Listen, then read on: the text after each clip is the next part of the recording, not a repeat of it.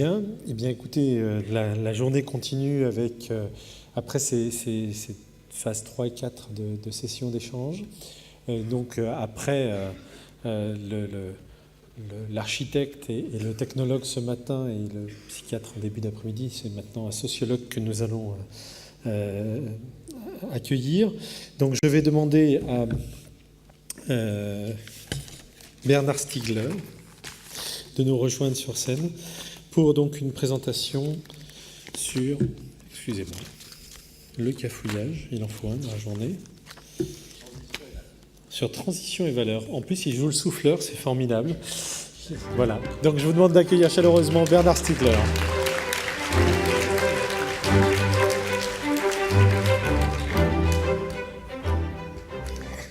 Bonsoir à tous, merci de votre intérêt pour ce que je vais essayer de vous raconter. Pourquoi ce titre, Transition et valeur ? Je vais commencer par la transition et je terminerai par la valeur. Nous sommes en période de transition. Tout à l'heure, avec Claude Durand, nous parlions des méthodes agiles et il me disait que ce sont des méthodes aussi de gestion de la transition. On parle ici, dans ce congrès annuel, précisément des méthodes agiles, des pratiques agiles. Je pense que ce dont je vais vous parler maintenant va peut-être soulever des problèmes de ce que j'oserais appeler de la méta-agilité, de l'agilité portée au carré, si vous voulez. Qu'est-ce que j'appelle économie de transition et situation de transition ? Il ne vous a pas échappé que depuis 2008, il s'est passé quelque chose, que ça fait déjà un certain temps que ça dure, que ça n'a pas l'air de devoir se clarifier avant un certain temps également, au moins autant de temps, peut-être bien beaucoup plus. Mon analyse de cette situation, c'est que, j'en ai d'ailleurs parlé souvent dans les années écoulées, même avant la crise de 2008, puisque en 2005, j'ai créé une association Ars Industrialis qui posait comme hypothèse que ce système que nous sommes en train de quitter, voilà ce que je vais vous dire maintenant, allait se gripper, et se gripper durement, et c'est le cas, malheureusement. Ce système-là, donc, est en train de disparaître, même s'il est absolument dominant. C'est lui qui nous fait manger, c'est avec lui que nous avons des contrats, c'est lui qui nous permet de payer notre loyer, les études de nos enfants, quand nous en avons, etc., etc. Et en même temps, plus ou moins, nous tous savons que ce système est terminé. Nous le savons pour une raison très précise, c'est parce qu'il est insolvable.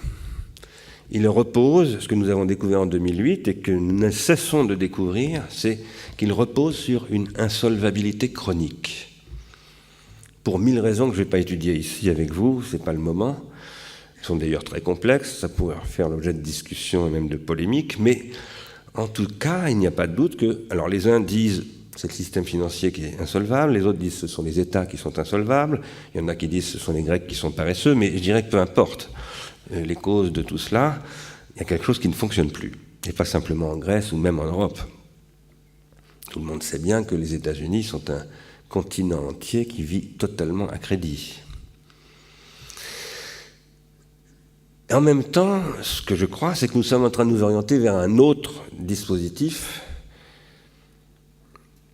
où d'ailleurs l'agilité prendrait un sens peut-être beaucoup plus radical que dans le sens des compétences et des pratiques qui sont celles du monde de l'informatique et des technologies de réseau, etc., etc. Pour le dire en 3 mots, je crois que nous acheminons vers un nouveau modèle industriel qui ne repose plus sur l'opposition production-consommation, dont la toute première matrice qui se soit développée est le logiciel libre. C'est d'ailleurs dans cette matrice-là aussi que sont apparues les problématiques type démarche agile. Et je pense que ce modèle va migrer et se généraliser parce qu'il est beaucoup plus efficace, beaucoup plus rentable, beaucoup plus motivant aussi pour les gens. Beaucoup plus rentable, même si la chaîne de valeur et surtout la distribution de la valeur, il change peut-être, et je terminerai en vous parlant de la valeur. En gros, je vous l'annonce tout de suite, je vous dirai tout à l'heure, en conclusion, que là où le modèle, disons le capitalisme classique, qu'il soit d'ailleurs productiviste au sens du XIXe siècle ou consumériste au sens du XXe siècle, et reposait sur la combinaison de deux grands types de valeurs qui étaient ce qu'on appelle la valeur d'échange et la valeur d'usage, la valeur d'échange étant la valeur monétarisable et évaluable sur un marché, et la valeur d'usage étant la valeur pour les utilisateurs, donc la valeur intrinsèque pour la vie et pas simplement pour le système capitalistique, disons, ou marchand. Là où donc ce couple valeur d'échange, valeur d'usage a dominé le XIXe siècle, c'est d'ailleurs Karl Marx notamment qui en a fait la théorie, pas tout seul, il n'y a pas que lui bien entendu, mais il en a fait une grande théorie, Marx. Là où au XXe siècle on a continué à raisonner avec ces catégories, mais où on a dit, en réalité, cette opposition entre valeur d'usage et valeur d'échange, c'est peut-être un leurre. Un Français très connu qui est sociologue, moi je ne suis pas sociologue, je suis philosophe, et ce Français il est mort maintenant, il s'appelle Jean Baudrillard, il est extrêmement connu, s'est rendu célèbre en essayant de montrer dans un livre qui s'appelle La société de consommation qu'en fait, il n'y a pas de vraie différence entre valeur d'usage et valeur d'échange. Pour une raison précise, c'est que la valeur d'usage est fabriquée par le marketing pour être transformable en valeur d'échange et que du coup, elle s'use très vite. Elle s'use très vite au sens où c'est une valeur consumériste et au sens où, dans la société de consommation, dès que quelqu'un a acquis quelque chose en tant que consommateur, il faut le convaincre d'acquérir autre chose pour remplacer la chose qu'il a acquise. C'est l'intérêt du système économique consumériste de fonctionner ainsi. Et bon, le modèle appelien, le modèle Macintosh, si vous voulez, reste fortement celui-ci, iPod, iPhone, iPad, etc. Par exemple, c'est-à-dire qu'il faut toujours que, dès que je mets un produit sur le marché, j'ai déjà le produit suivant qui va le chasser pour venir le remplacer. Et si je ne le fais pas moi, c'est Samsung qui le fera, donc il faut que je me dépêche. Alors ce modèle-là, il a été théorisé il y a exactement 100 ans par un homme qui est un Autrichien, qui s'est installé aux États-Unis, qui s'appelle Joseph Schumpeter, un économiste. Un économiste qui a développé une théorie d'innovation qu'il a appelée la destruction créatrice. Une théorie qu'il a d'ailleurs développée contre les marxistes. Puisque Marx disait, à la fin du XIXe siècle, ce système productiviste qui est en train de se développer à travers le capitalisme industriel arrivera rapidement à une crise parce qu'il va se saturer pour toutes sortes de raisons.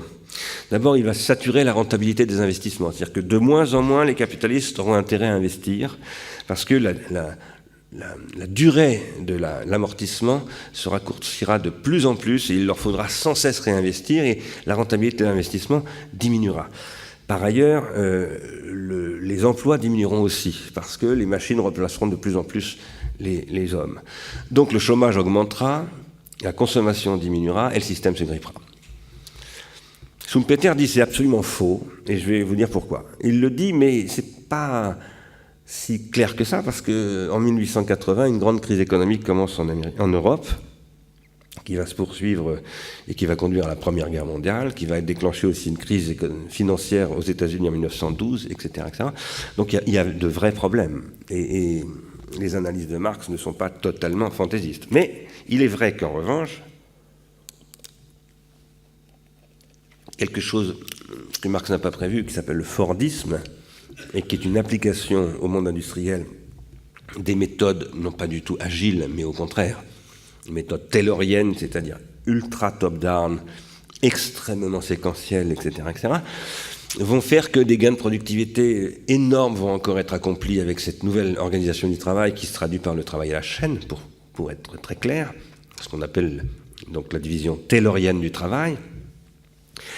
Et cela permet d'installer quelque chose de nouveau où, d'une part, Henry Ford, qui est le héros de Joseph Schumpeter. Schumpeter a fait toute sa théorie en observant la logique entrepreneuriale de Ford. Henry Ford dit, à partir du moment où j'augmente ma productivité à un tel niveau, je peux diminuer les coûts de production tellement que mes propres ouvriers vont être capables d'acheter les automobiles qu'ils produisent. Et du coup, je vais pouvoir faire les économies d'échelle que rend possible le taylorisme. C'est parce que le modèle taylorien, dans l'automobile, il finit par conduire à la possibilité de produire 1 million d'automobiles par an, ce qui est absolument colossal à cette époque-là, et on y arrive très vite. Ça commence avec 15 000 automobiles par an, l'aventure Ford, mais ça vient assez vite à 1 million d'automobiles par an. Mais le problème, il faut les vendre, ces automobiles. C'est très bien joli de produire 1 million d'automobiles par an. Ça veut dire qu'en 10 ans, vous en produisez 10 millions, en 100 ans, 100 millions, et qui va les acheter? Eh bien, les consommateurs. Les consommateurs qui sont une nouvelle figure. Le consommateur, c'est une figure du XXe siècle. Au XIXe siècle, il n'y a pas des consommateurs. Tout le monde consomme, bien entendu. Les vaches consomment de l'herbe, les individus consomment de la nourriture, de l'eau, etc. Mais ce ne sont pas des consommateurs au sens où ce que j'appelle là le consommateur, c'est une figure économique qui est produite par une industrie de la consommation qui est basée sur le marketing. Schumpeter dit, avec le modèle taylorien et fordiste, en fait, le capitalisme va se réinventer sans arrêt. Par quoi? Par l'innovation. C'est-à-dire qu'à la différence de Marx, qui ne voyait pas cette capacité d'innovation permanente, comme on va l'appeler, que rend possible le consumérisme, Schumpeter dit, en fait, la valeur va se réinventer en permanence à travers l'innovation. Et qu'est-ce que ça va donner? Ça va donner ce qu'il appelle la destruction créatrice. C'est-à-dire qu'une innovation détruit l'innovation précédente. Donc le capitalisme se présente comme un système ultra concurrentiel où sans cesse on fait une compétition pour pouvoir proposer de nouvelles innovations sans arrêt, ce qui est très bien pour la société parce que ça apporte des machines à laver, des frigos, des automobiles, des iPods, des trucs, des machins. Bon, parfait. Et en plus, ça fait tourner la machine, donc ça donne du travail. C'est magnifique, quoi. Tout ça est magnifique. Ça s'appelle le consumérisme fordiste ou schumpeterien. Le problème qui émerge bien avant 2008, les premiers à le faire émerger de manière très virulente, ce sont les époux Meadows, qui sont des scientifiques qui remettent un rapport, vous avez évidemment entendu parler de ce rapport Meadows au MIT, qui sera publié en français sous le titre « Halte à la croissance ». Le problème, c'est que ce système, dès les années 70, on dit qu'il va se saturer, pour des tas de raisons. Alors les Meadows disent d'abord parce que, tout simplement, les conditions de fonctionnement du système vont rapidement être détruites par le système lui-même. Par exemple, les conditions énergétiques de fonctionnement du système, les conditions démographiques de fonctionnement du système, etc., etc. Ça s'est annoncé au début des années 70, ça se refoule pendant assez longtemps, parce qu'en même temps, au moment même où cette annonce par le MIT, parce que c'est le MIT qui a diffusé ce rapport, donc c'est quelque chose de très officiel, de très sérieux, a été faite, un changement s'est opéré, un changement important s'est opéré qui tient au fait que, vous savez bien que les années 50-60 sont les années de ce qu'on appelle en Occident la décolonisation, et que des pays qui étaient colonisés par l'Occident depuis le XVIe siècle, eh bien, se sont émancipés, ont retrouvé leur autonomie, et il se trouve que ces pays, par exemple, sont détenteurs de pétrole, de l'essentiel des ressources pétrolières, mais aussi d'énormément de matières premières. Et ces pays-là, qui d'abord, en 1972, décident, l'OPEP en l'occurrence, qui a été créé en 1962, ils décident, ces pays-là, que ce sont eux maintenant qui vont fixer le prix du pétrole. Ils augmentent radicalement le prix du pétrole, ce qui donne ce qu'on appelle le choc pétrolier de 1973. Ces pays-là, par ailleurs, étant donné qu'ils vont commencer à acquérir de la plus-value, enfin à capter de la plus-value, eh bien, ils vont devenir des pays industriels. Et parfois de grands pays industriels. Je ne parle pas là du Japon, qui est un cas tout à fait particulier par ailleurs, hein, qui n'a jamais été colonisé d'ailleurs. Mais le Japon, par ailleurs, va devenir un très grand pays industriel, la deuxième puissance planétaire. Mais pas seulement. Maintenant, la Chine, l'Inde et beaucoup d'autres, les fameux BRIC, etc. Ces pays-là qui vont émerger, on les appelle les pays émergents, au cours des années 70, un certain nombre de penseurs occidentaux se disent inéluctablement, ils vont se développer. Et donc, nous allons perdre le primat, le contrôle que nous avons sur la production industrielle. La désindustrialisation est inéluctable. Donc, nous allons nous engager dans un nouveau modèle qui n'est plus un modèle entrepreneurial d'économie industrielle, mais un modèle managérial d'exploitation financière. C'est le début de la financiarisation qui commence à la fin des années 70, qui est d'ailleurs très lié à la fin des accords de Bretton Woods, au changement de position des États-Unis par rapport aux accords de Bretton Woods, etc. Bref, toute une politique financière américaine nouvelle. Et cela va se traduire par une exaspération, si j'ose dire, une radicalisation, une augmentation extrême de la destruction créatrice.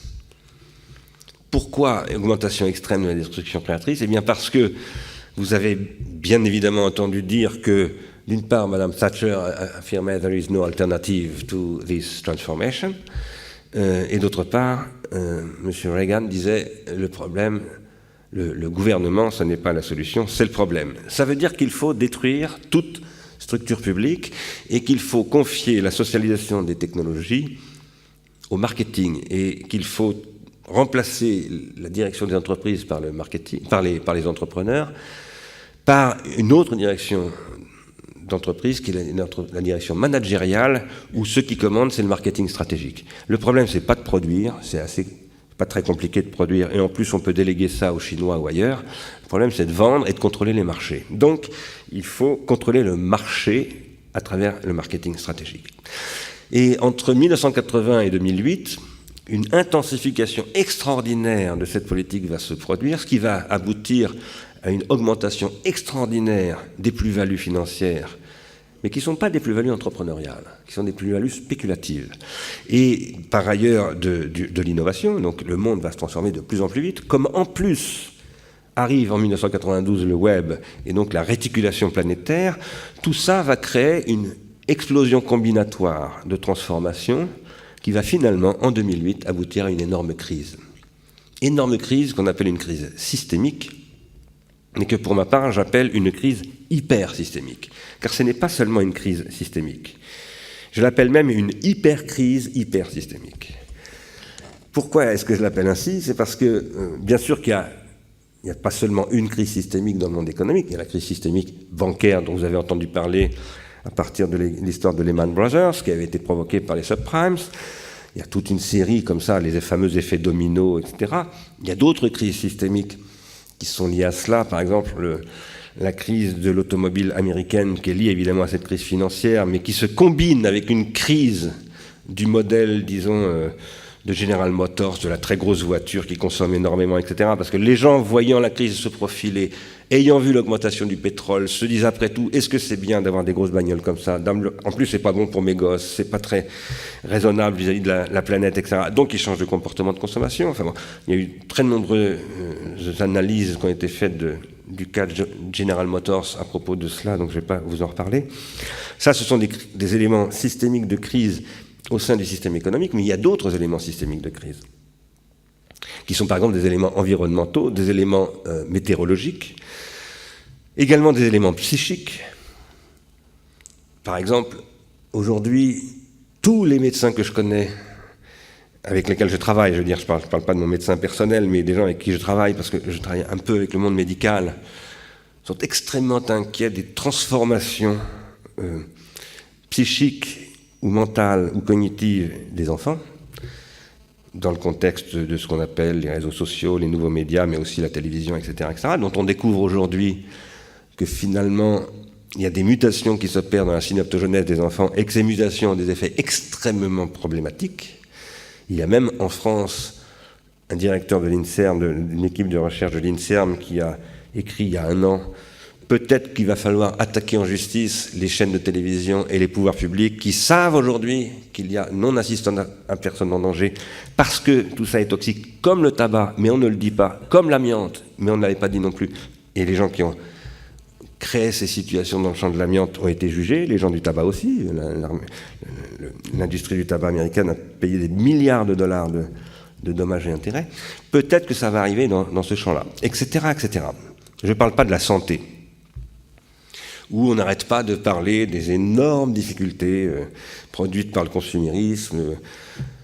Vous savez peut-être que la grande maladie qui s'annonce aux États-Unis, qui est en train de monter, c'est le diabète 1, qui est un diabète provoqué par la surconsommation de sucre. On est tous porteurs, enfin pas tous, on est 30% d'entre nous sont porteurs de la possibilité de développer le diabète 1, mais la plupart des gens ne le développent jamais, ce diabète 1, sauf s'ils consomment comme on les fait consommer aujourd'hui aux États-Unis. Et donc, il est prévu, ce sont des chiffres officiels, 9 millions de diabétiques 1 bientôt. Et la réponse du marché, c'est de dire c'est très bien, ça va faire fonctionner l'industrie des prothèses. Parce que le diabète 1, on vous ampute des jambes, des bras, etc. Et donc, on va développer une industrie pour compenser ça. Les gens commencent à penser que c'est pas forcément du très bon PIB de faire ça. Voilà. Donc, je pourrais vous parler longuement de tout cela, je ne vais pas le faire. Ce que je voudrais simplement vous dire, c'est que la destruction créatrice de Schumpeter, passer à la moulinette de l'accélération de l'innovation et du modèle spéculatif qui domine le monde depuis les années 80, c'est devenu une destruction destructrice. Et ça a pour conséquence qu'aujourd'hui, la planète entière souffre d'un immense blues. Malheureusement, il n'y a pas que les Français qui ont le blues, il n'y a pas que les Européens. Par exemple, déjà en 2007, une enquête nationale aux États-Unis avait fait apparaître que 81% des Américains considéraient que le consumérisme à l'américaine était mauvais pour les Américains. Donc ce n'est pas du tout un truc nouveau et ce n'est pas du tout lié simplement à l'Europe. Et en plus, ça fait déjà au moins 5 ans que le ministère de la Santé chinois avait annoncé que 15% des Chinois sont dépressifs, alors qu'ils ont un taux de croissance qui frise les 10% depuis des années, eh bien ils sont dépressifs. Pas tout le monde, mais 15% c'est beaucoup. En fait, le problème qui se pose ici, c'est que le système technique, technologique et industriel, avec cette innovation galopante, a produit des perturbations énormes, qui étaient d'ailleurs théorisées déjà depuis les années 70 par un historien français qui s'appelle Bertrand Gilles, qu'il appelait le désajustement, où il montrait que dans une société industrielle, le système technique industriel n'arrête pas de se transformer. Mais pour que ça fonctionne bien, il faut que les systèmes sociaux, ce qu'il appelle les systèmes sociaux, c'est-à-dire la famille, l'éducation, la langue, la religion, le droit, l'économie, etc., etc., enfin bref, tout ce qui fait une société, il faut que ces systèmes sociaux arrivent à se réajuster au système technique. Si les systèmes sociaux ne peuvent plus s'ajuster au système technique, alors ça produit des guerres civiles, des révolutions, de très violents conflits, beaucoup de violence. Vous allez me dire, oui, mais on vit des changements de système technique permanents depuis des années, il n'y a pas cette violence, il n'y a pas ces guerres, etc. Alors, d'abord, il y a des gens qui vous diraient, oui, mais c'est ainsi parce que nous sommes sous anesthésiants. La télé, tout ça, ça sert à nous anesthésier. Et puis, par ailleurs, il y a quand même quelques petits problèmes. Les Twin Towers du 11 septembre 2001, ça n'est pas rien. Et tout ce qui s'est produit depuis... qui provoque d'énormes dégâts, pas forcément sous forme de guerre ou de guerre civile, mais de guerre économique, où on met d'immenses quantités de gens au chômage, tous les gens qui sont à Paris, même dans la rue aujourd'hui. C'était inconcevable il y a 30 ans de voir des gens comme ça en France. Tout ça, ce sont d'énormes dégâts. Ce sont des résultats d'une sorte de guerre. Dans ce contexte-là, se produit ce que j'appelle une crise pharmacologique. Je prends le mot pharmacologique en un sens ancien, au sens antique, au sens où le pharmakon en grec, ça veut dire le remède est de poison. Et pour un grec de l'Antiquité, toute technique est un pharmakon. Une technique, ça sert à résoudre des problèmes, donc c'est un remède. Mais si on ne sait pas s'en servir, c'est un poison. En particulier les fameuses techniques médicales et pharmacologiques au sens strict, au sens où M. Servier les a développées, par exemple. Ou encore l'amiante, etc. Qui sont des choses, qui sont des produits du progrès, mais dont on s'aperçoit parfois qu'elles produisent du régret, comme disait un géographe du XIXe siècle. Du régret, ça veut dire de la régression sociale, de la régression environnementale, bref, de l'aggravation de la situation. Ce que je veux dire, c'est que, en fait, depuis déjà pas mal d'années, les conditions se sont accumulées pour que ce qui produisait du bon se soit mis à produire du mauvais. Et depuis relativement peu de temps, depuis à peu près 5 ans, depuis 2008, le sentiment général des gens, vous n'avez qu'à écouter les gens parler dans le métro, dans les bistrots, à la télévision, etc., c'est que du coup, tout ce qui avait un sens positif s'est renversé en signe négatif. C'est ce qu'on appelle l'inversion, le renversement, de la valeur du progrès. Voilà apparaître à nouveau la question de la valeur. Les valeurs, ce qui apparaissait comme des valeurs positives, ce qui apportait de la valeur dans la société consumériste, eh bien subitement, ça semble ôter de la valeur, ça semble se dévaloriser, ça devient de la valeur négative. Et c'est là que se tient le cœur de la crise. La crise, ça n'est pas simplement une crise financière, ça n'est même pas simplement une crise industrielle, c'est une crise morale sur le sens de l'innovation, sur le sens du progrès. L'innovation est devenue insoutenable parce que de toute façon, elle va beaucoup trop vite. Elle va beaucoup trop vite au sens où à peine vous avez acquis un système et que vous commencez tout juste à y développer une pratique, déjà le système est obsolète, vous devez passer à autre chose.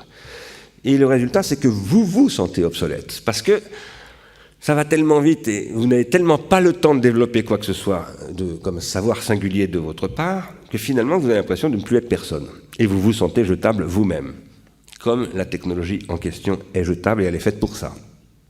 Et vous la jetez tout en sachant qu'il ne faudrait pas la jeter, parce qu'elle comporte des métaux précieux et toxiques, etc., etc.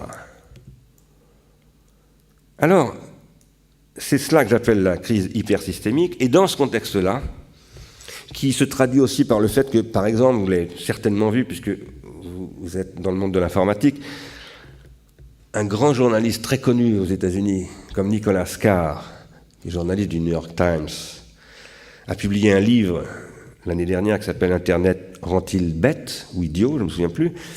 Enfin, le titre anglais n'est pas ça s'appelle « The Shallows », le titre anglais. Dans ce livre-là, Nicolas Carr, qui a été pendant des années un passionné d'informatique, un militant du web, quelqu'un qui, comme Gert Loving en Hollande et comme d'innombrables autres personnes, et moi-même d'ailleurs, a milité pour dire le numérique, c'est quelque chose qui est en train de produire une nouvelle positivité, quelque chose de tout à fait nouveau et de tout à fait révolutionnaire, qui permet de concevoir une autre organisation sociale, une diffusion des savoirs, etc., etc. Et bien l'an passé, il a publié un livre contre Internet, que je désapprouve d'ailleurs profondément. Je vais d'ailleurs moi-même publier un livre sur ce livre bientôt, pour dire pourquoi je ne suis pas d'accord avec lui.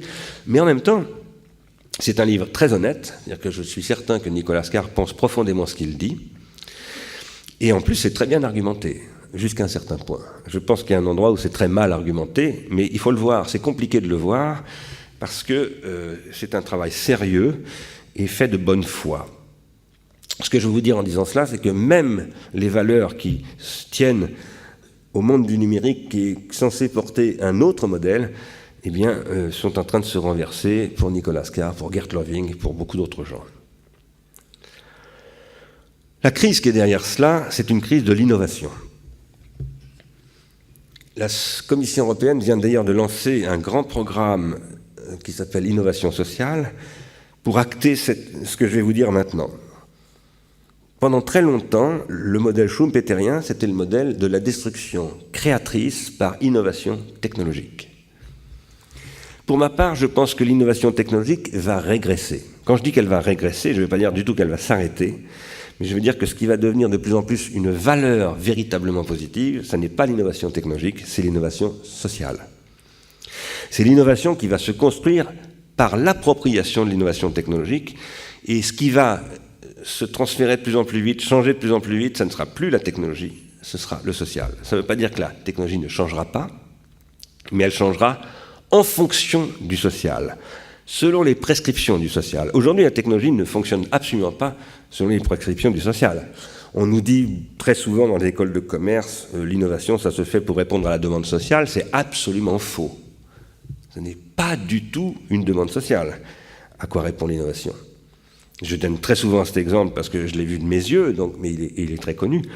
Lorsque, dans les années 90, ça devait être 93 ou 94, je ne me souviens plus très bien, France Télécom, ayant des brevets sur la norme GSM, a voulu s'engager dans la téléphonie mobile. France Télécom a fait faire une enquête, une étude de marché, qui a fait apparaître que pratiquement aucun Français n'était prêt à acheter de téléphone portable. Et donc France Télécom n'a pas exploité la norme GSM.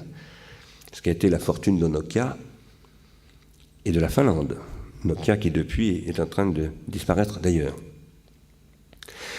Ce que je veux dire en disant cela, c'est que les Français n'ont jamais voulu de téléphone portable.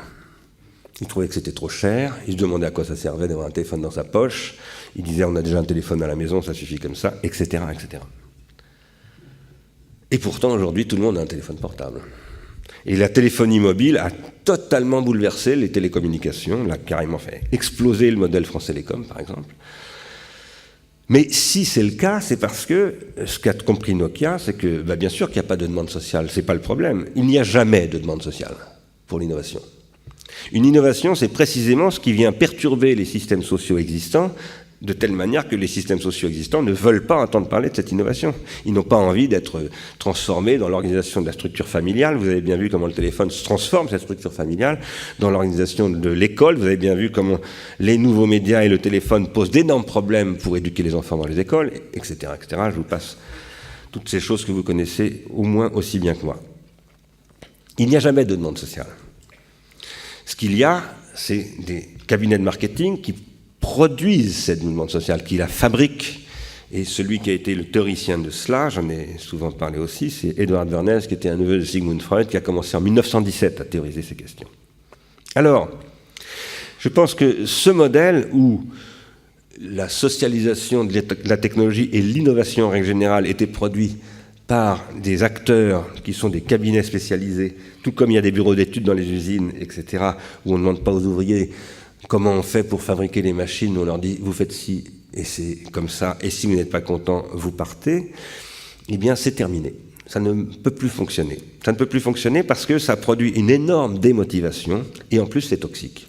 C'est toxique parce que dans la mesure, je vais vous donner un exemple.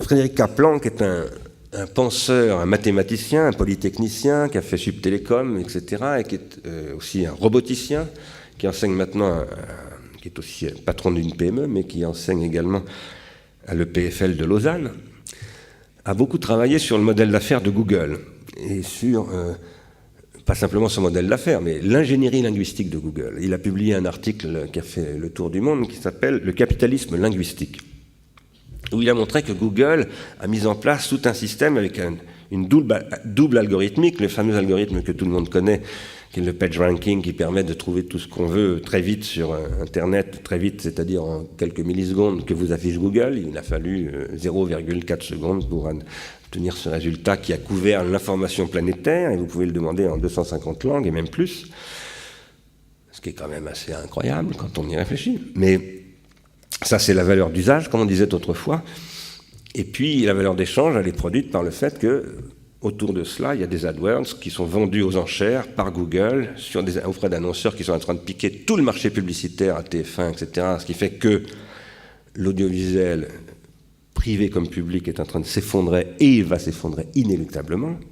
Et il a mis très longtemps à le comprendre. Moi, personnellement, j'étais directeur de l'INA pendant quelques années et j'ai dit ça à Canal+ et à TF1 il y a déjà plus de 15 ans et ils me riaient au nez. Mais bon, quoi qu'il en soit, ce que montre Frédéric Kaplan, c'est que le système de Google repose aussi sur le fait que, quand vous tapez un mot, vous savez bien, Google vous propose l'orthographe correcte du mot, vous termine vos phrases à votre place, etc., etc. Bref, a mis en place toutes sortes d'algorithmes et d'automates pour vous faciliter la tâche, mais en fait, il le fait pour pouvoir mieux contrôler votre expression, c'est-à-dire pour soumettre votre expression aux standards que ces algorithmes savent traiter. Le problème que ça pose, me dit Kaplan, dans cet article, c'est que petit à petit, les gens perdent la pratique de l'orthographe. Parce que c'est le système qui maîtrise l'orthographe. Mais si la dysorthographie, comme on appelle, c'est-à-dire la perte de l'orthographe, atteint un certain seuil de gravité, eh bien les gens écriront tellement mal que le moteur, les algorithmes ne sauront même plus reconnaître ce qu'ils veulent dire. Et donc ça ne fonctionnera plus. Je veux dire par là que ce système, qui est un système, Google est entre le système contributif et le système consumériste. Ce système consumériste produit de la déqualification des consommateurs, des producteurs, et de la disqualification qui engendre ce qu'un grand économiste qui s'appelle Amartya Sen a appelé l'incapacitation. Amartya Sen, vous avez sûrement entendu parler de lui, Nicolas Sarkozy l'avait missionné d'ailleurs il y a quelques années pour réfléchir sur les nouveaux indicateurs de développement humain. Et Amartya Sen a montré, dans un livre qui a déjà pas mal d'années, cette chose incroyable, mais vraiment incroyable. J'ai, moi, relu ce texte de nombreuses fois parce que j'ai toujours beaucoup de mal à y croire. Il a eu le prix Nobel pour ça, hein, donc ça doit être assez sérieux. Il a montré que les populations de Harlem, au cœur de Manhattan, c'est-à-dire dans la ville la plus développée du monde, enfin une des villes les plus développées du monde, où il y a des hôpitaux, des médecins, des égouts, de l'eau courante, des ascenseurs, la police, enfin tout ce que vous voulez, des supermarchés partout, à manger autant qu'on en veut, beaucoup trop même, le taux de mortalité est plus élevé qu'au Bangladesh. Et que l'espérance de vie d'un Bangladais de 40 ans est plus grande qu'un habitant de Harlem.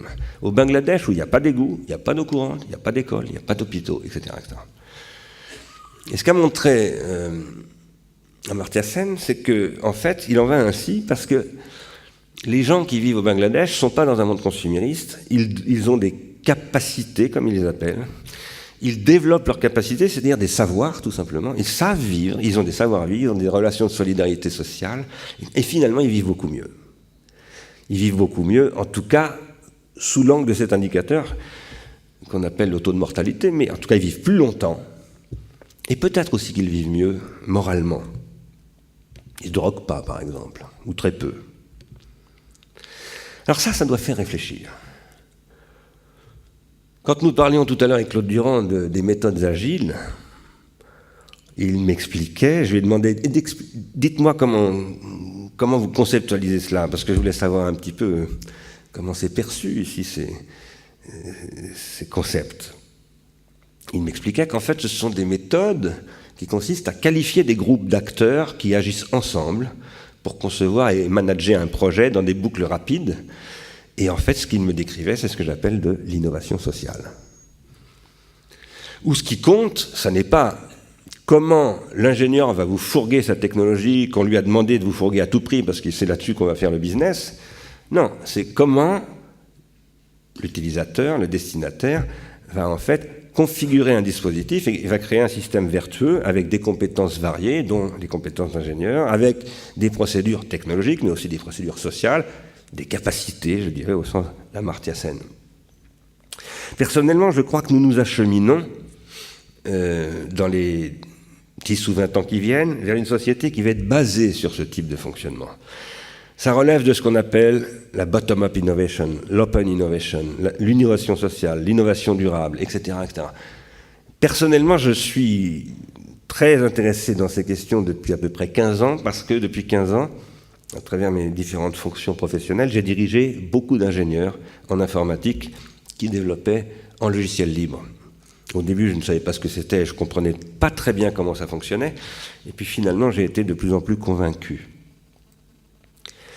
Qu'est-ce qui fait que le logiciel libre fonctionne? C'est d'abord la motivation et le partage de savoir, le développement de savoir. Au lieu d'avoir une hyper-spécialisation qui vous asservit à un système qui fait que vous êtes sur le plan des procédures très efficaces, mais en même temps extrêmement ballot parce que vous ne comprenez pas l'ensemble, et ça c'est malheureusement les divisions industrielles du travail produisent ça, y compris à de très hauts niveaux. Regardez ce que disait Alan Greenspan pour sa défense, lorsqu'il a dû justifier à Washington les raisons pour lesquelles il avait laissé non seulement Lehman Brothers s'effondrer, mais les subprimes se développaient, et même Bernard Madoff dirigeait et présidait le Nasdaq, c'est quand même pas rien. C'était comme on l'appelait, le plus grand escroc de l'histoire de l'humanité. C'est lui qui a présidé le Nasdaq. Eh bien, Greenspan a répondu, j'y comprenais rien. J'y comprenais rien parce que personne n'y comprend plus rien. Ça, c'est le résultat de l'innovation schumpeterienne, de la destruction créatrice qui est devenue à un moment donné une destruction destructrice. Ça ne peut pas durer. Ce qui est en train de se développer, ce qui doit se développer, c'est une nouvelle conception d'innovation, dont le modèle open source, et je dirais pas seulement open source, mais du logiciel libre, est une matrice primordiale, mais il y en a d'autres. Il n'y a pas que le modèle open source. La question qui se pose à nous, et là je parle particulièrement de l'Europe qui souffre plus que n'importe quelle autre contrée du monde en ce moment de la crise économique, c'est comment est-ce que nous allons être capables de construire un projet de développement industriel nouveau qui n'est pas comment on maintient les hauts fourneaux de la sidérurgie lorraine en activité, parce qu'il faut le faire tant qu'on le peut, mais ce n'est pas ça l'avenir, bien entendu. Je ne dis pas qu'il n'y a pas d'avenir à l'acier, mais je veux dire que l'avenir de l'Europe n'est pas là. L'avenir de l'Europe, c'est de penser un nouveau modèle industriel, ce qui est le modèle contributif. Et ce modèle, il ne sera pas rentable avant longtemps, même s'il est déjà rentable dans certains domaines, dont le logiciel libre. Même si, par exemple, Google est pour une part déjà dans le modèle contributif. Je dis Google, mais je ne dirais pas Facebook. Parce que Facebook est l'anti-modèle. Facebook est un modèle totalement consumériste, totalement schumpeterien et extrêmement toxique. Je veux dire en disant cela que ce qui rend possible l'économie contributive, ce sont les réseaux numériques. Parce qu'avec les réseaux numériques, on peut travailler collaborativement, contributivement. Sur Internet, on n'est pas consommateur ou producteur, on est contributeur. Dans tous les cas, de près ou de loin. On apporte de la valeur, parfois même sans le savoir. Mais cette technologie du temps-lumière, qui est une technologie qui fonctionne à la vitesse de la lumière, c'est pour ça que je l'appelle ainsi, elle peut être mise au service d'une économie schumpeterienne et faire que cette économie schumpeterienne devienne encore plus dangereuse, encore plus toxique. Et ça, c'est le modèle de Facebook, qui est une caricature, ce qui n'a d'ailleurs pas une caricature de ce que je viens de dire, de ce que je veux démontrer, et ça n'a d'ailleurs pas échappé à ceux qu'on appelle les investisseurs, parce que Facebook a raté son entrée en bourse, à mon avis, en grande partie à cause de ça. Les gens ne croient pas à la valeur d'usage de Facebook. Ils se disent en fait, Facebook, c'est quelque chose, c'est une arnaque, disons, monumentale des adhérents, des abonnés ou des membres de Facebook. Et ça fonctionne, mais ça ne fonctionnera pas très longtemps. C'est ce que je pense très profondément. Ce que je crois, moi, c'est que l'Europe devrait s'emparer de la révolution du temps-lumière, du numérique. Elle devrait d'autant plus le faire qu'elle a tout à fait les moyens de le faire. Parce que, par exemple, GSM, c'est français. Les réseaux ATM, c'est français. Enfin, GSM, ça n'est pas seulement français, mais la France a été un leader à travers le CNET, à l'époque où il existait encore à Issy-les-Moulineaux. Beaucoup des informaticiens et des mathématiciens qui sont en Californie aujourd'hui, soit chez Google, soit dans les industries financières, etc., sont formés en France ou en Europe. La France reste un des meilleurs pays du monde en mathématiques théoriques et appliquées. L'INRIA est un des meilleurs centres de recherche au monde en automatique et en informatique. Et donc il est stupéfiant de voir que l'Europe, et en particulier la France, n'a aucune représentation digne de ce nom sur la scène internationale dans ce domaine. C'est en fait parce qu'elle n'a pas de politique industrielle. Et il lui faut une politique industrielle. Et c'est ce qu'il faudrait dire à M. Montebourg. Parce que cette politique industrielle, dans une période comme celle que nous traversons, qui est une époque de transition, elle est indispensable et la politique publique doit la solvabiliser. L'innovation n'est jamais solvable à court terme, quand il s'agit d'une véritable innovation. Gilbert Simondon, qui est un grand théoricien de la technique, un philosophe des techniques, qui a énormément étudié, par exemple, les moteurs à combustion internes, disait il y a deux types d'innovation, ou de perfectionnement, il appelait ça comme ça, des perfectionnements. Il disait il y a les perfectionnements mineurs et les perfectionnements majeurs. Il donnait un exemple, par exemple, un perfectionnement mineur, c'est le moteur à explosion Lenoir, qui fait de l'auto-allumage. On va trouver des méthodes pour éviter le processus de l'auto-allumage.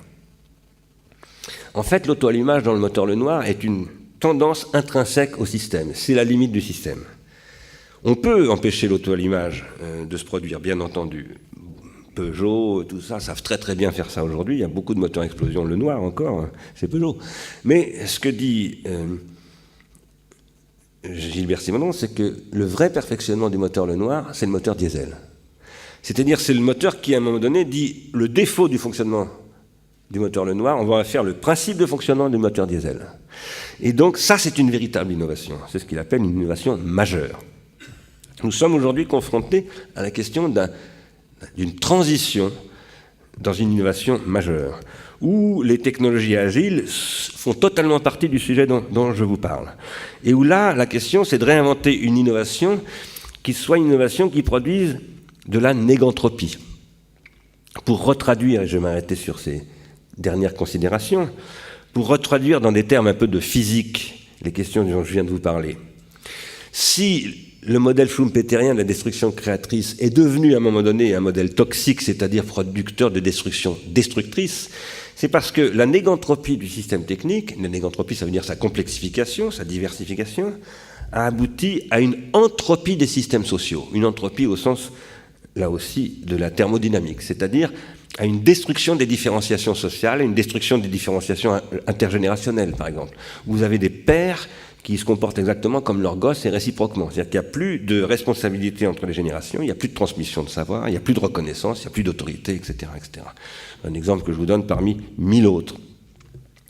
Et ça aboutit finalement à un sentiment général d'incurie que finalement la société n'existe plus, ne fonctionne plus. Et donc on met des flics partout parce que quand la société ne fonctionne plus, il y a beaucoup d'insécurité. Et donc il faut utiliser des moyens répressifs. Mais ça ne fonctionne pas, ça ne peut pas durer. Une société ne peut pas se développer exclusivement sur la répression. À partir de là, la question est de réinventer une véritable innovation où l'innovation technologique soit mise au service de la production d'une négantropie sociale, c'est-à-dire d'une différenciation sociale de ce que Gilbert Simondon, là encore, appelait une individuation sociale, c'est-à-dire du fait que les individus peuvent se développer et produire ce que Amartya Sen appelle des capacités, du savoir, de la nécessité, de ce qu'on fait dans la vie, du sens, du fait de comprendre ce qu'on fait. Alors, pour que ça se produise, il faut passer d'un modèle économique qui opposait valeur d'échange et valeur d'usage à un modèle économique qui articule valeur d'échange et valeur pratique. Je pense que la valeur d'usage, c'est une valeur d'usure, c'est-à-dire une valeur de jetabilité. Quand j'utilise quelque chose, je l'use et je le jette. Par exemple, comment est-ce que j'utilise mes cachets d'aspirine? J'ai une notice, je suis le mode d'emploi, et puis à un moment donné, j'ai tout consommé, je jette l'emballage, etc., etc. Réfléchissez bien à ce fait qu'un piano, on ne l'utilise pas. Un pianiste n'utilise pas son piano. Un pianiste pratique son piano. Et son piano ne s'use pas en le travaillant, il se patine au contraire. Exactement d'ailleurs comme l'outil d'un artisan. Un menuisier, par exemple, qui travaille avec un ciseau à bois, eh bien, plus son ciseau est usé, plus il est content. Parce que plus il est usé, plus il ressemble à son geste, plus il lui appartient et mieux il s'en sert. Ça, c'est de la valeur pratique. Aujourd'hui, il faut réinventer, vous avez peut-être entendu parler de ce livre qui s'appelle Éloge du carburateur de Crawford, qui est un ingénieur qui a tout quitté pour se mettre à faire de la mécanique. Il faut réinventer de la valeur pratique, mais pas pour abandonner le monde industriel. Moi, je suis un industrialiste, je ne crois pas du tout à la décroissance ou au retour à une société pré-industrielle. Au contraire, je pense qu'on va vers une société extrêmement industrielle, mais c'est une société qui doit devenir une société contributive, s'appuyant sur les smart grids, sur les Fab Labs, sur toutes sortes de technologies qui reposent sur le partage des compétences, la collaboration et non pas la crétinisation entre les producteurs qui font toujours la même tâche d'un côté et les consommateurs qui dépriment de consommer et qui deviennent addicts et malheureux. Merci de votre attention.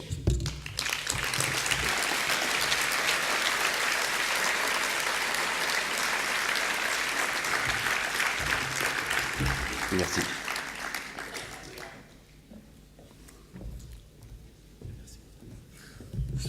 Je vous laisse la place.